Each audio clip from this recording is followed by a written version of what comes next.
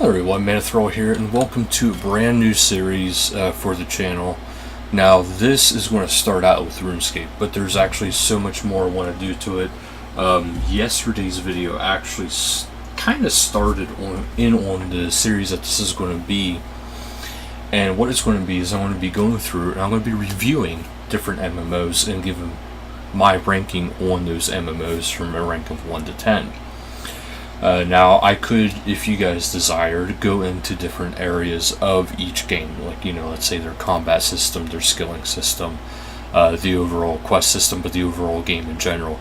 Right now, as it stands, this is going to be the games for overall in general. Now, when I'm looking at a game like RuneScape, now, first off, for these rankings, I'm not going to base graphics on anything. Unless it's like really horrible graphics. I'm going to be looking for gameplay, the stories, the lore, everything about it. Except for, pretty much the graphics, because every game has a unique style to it. And we shall start with RuneScape, one of the main games of my channel. Now for RuneScape, okay, there for the longest time, especially with the combat system, I would have had to end up ranking it like a 4 or a 5 out of 10. Because the combat system was very dry.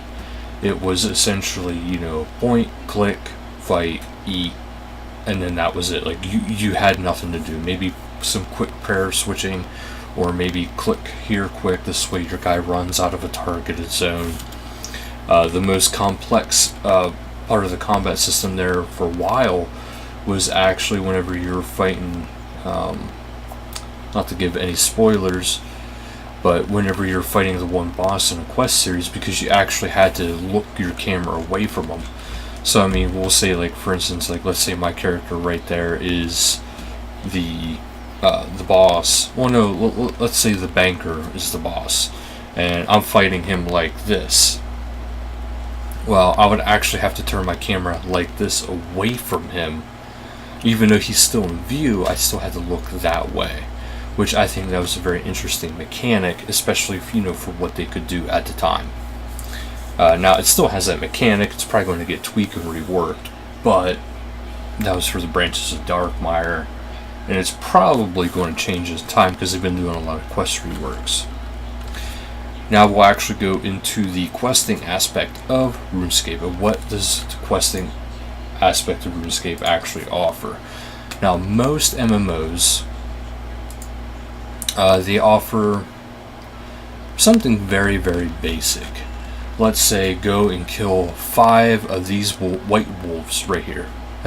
That would be a quest, and that's pretty traditional amongst most MMOs.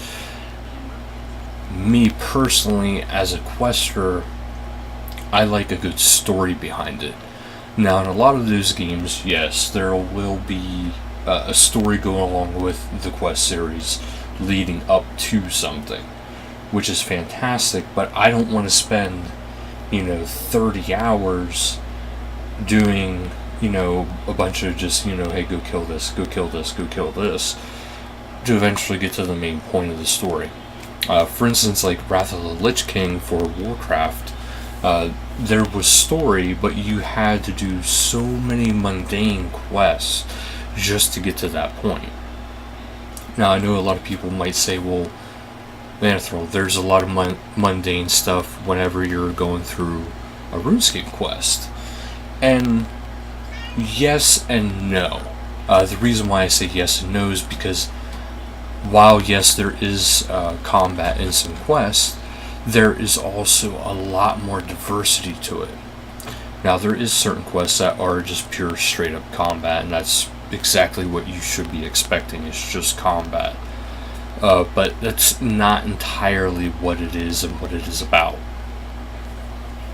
But most of these quests, for instance, right here, A Tale of Two Cats, it has a big in-depth story to actually what it is. And a lot of quests, in RuneScape, they'll start out with maybe 15-20 minute quest, but eventually they get into a couple hours, which is absolutely fantastic for a quester.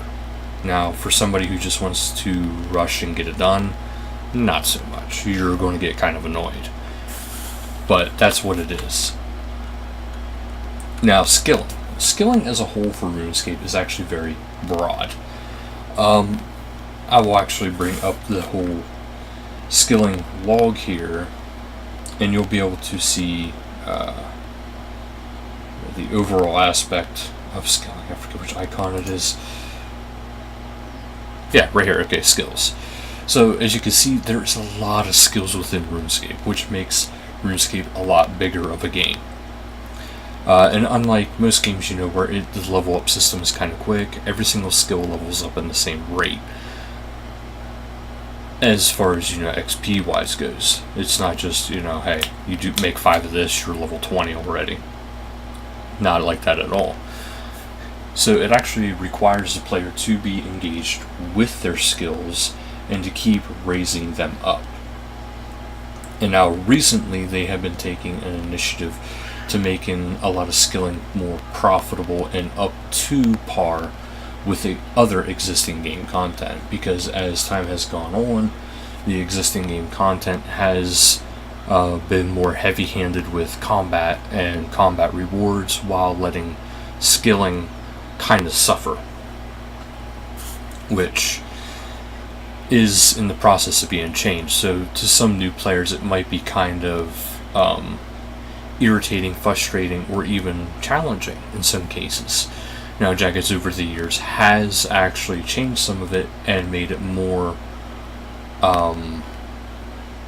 easier to obtain the higher levels by introducing more and more ways of getting XP by doing different types of activities, such as doing a clue scroll and possibly getting a prismatic star, which the prismatic stars will give you bonus XP, so this will actually increase your XP gained per item made. So if you get a prismatic star, let's say you get 100 XP, what you make is it only costs 50 XP, well, it gives you 50 XP. Well, since you have that 100 bonus XP, what it will actually give you is 100 XP.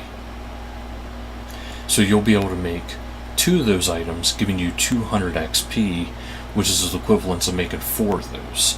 So to me, that is actually extremely nice.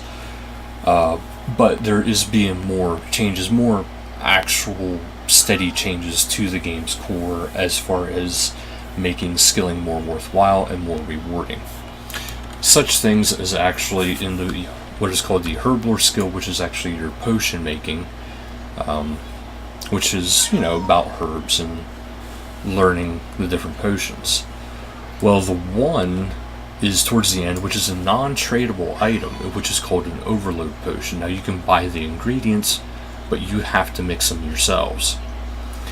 What this overload potion does is it boosts all your combat stats by a significant amount for 5 minutes, which is actually quite nice and is also used in even greater potions for even better benefits.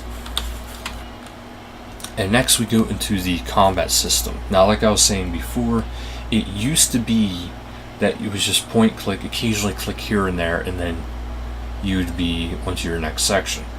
Now, I know I'm not really doing a whole lot in this video as far as the background goes, because I'm kind of wanting to show you guys different features within the game as well. But it used to be that style. Now you have abilities, and every single combat style has their abilities.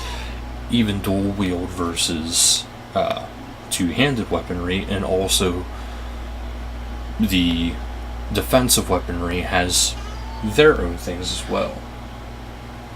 So each thing has its own benefit to it, and it is very interesting and very well thought out. Next, I want to show you the actual bank of it. The bank is actually very large. Now, if you are free to play, you get 400. Oh no, you do get a good chunk of free to play bank slots, but you can actually increase them by buying some, and it'll give you over 800 in that section. But then if you're a member, you have an additional 468 slots. And as you can see, most items actually do stack. Now, this category here is kind of ignored because that is a quest item. By all means, I could clean that up. And right here, it'll actually